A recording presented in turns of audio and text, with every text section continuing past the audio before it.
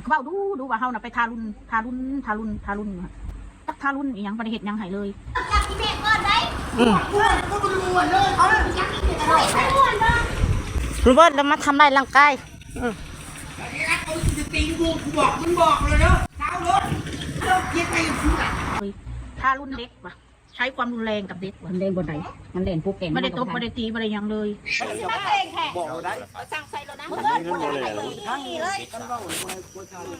บอกว่ามานั่งน้ำกันเพราะว่าเขาบอกมาพี่เมื่อไหร่มึงมาพี่นะมึงมาใกล้ๆคนพี่ความหมายของข่อยหัน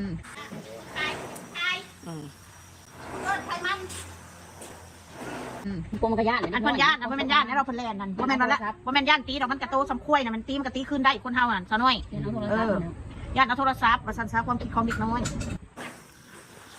มึงเอาโทรศัพท์มามึงจะเรียนนี้มึงข้ามได้ลูกนะสาวอ้นก็ควรจะให้หลานนะซื้อให้เขาแล้วมันจำนึกก่อนทำไมต้องไปทำแบบนั้นแต่มันสิทธิ์ของเขาเป็นปะสิทธิ์ของข่อยนี่โมเมนต์เป็นยังบริเกียรติกับเจ้าจบไปอยู่อย่างน้อยเขาก็ไปอยู่ทำความสะอาดบ้านให้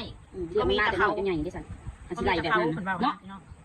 มันจะจืดนุ่มมาเลยซื้อเกงในซื้อเสื้อผ้ามันหนุ่มดิสันดักปีดิสันเนาะคันสิเว้านั่นเถอะเขาไล่มาแล้วคันเว้านั่นคันเรามาไล่ทูเงินในข่อยนี่เขาก็ไล่เพราะแต่เลี้ยงมันสุดซะแต่ถ้าเราทำบุญไปแล้วเขาอย่าไปท่วงบุญคุณเลยพี่น้องมันเป็นบาปพวกเราอีกถ้าให้ไปแล้วคือต้องให้ด้วยใจคือให้แล้วไปเลยถ้าให้แล้วเอาคืนก็แสดงว่าไม่ดีนะพ่อจะบอกแม่นะถ้าแม่ให้ของใครไปแล้วอย่าไปทวงคืนยำเนาะเขาก็ท่วงไม่ค่อยใส่FCท่วงมาเป็นคนอันนั้นท่วงมันบริท่วงเจ้าโตเราก็ไปท่วงเราซุนี FC นี่ท่วงข่อยกับบริท่วงทุกคนเขาคนเล่าอันนี้ก็เอาใจอยู่หรอกเขายังว่าดัชชันดานจักบอก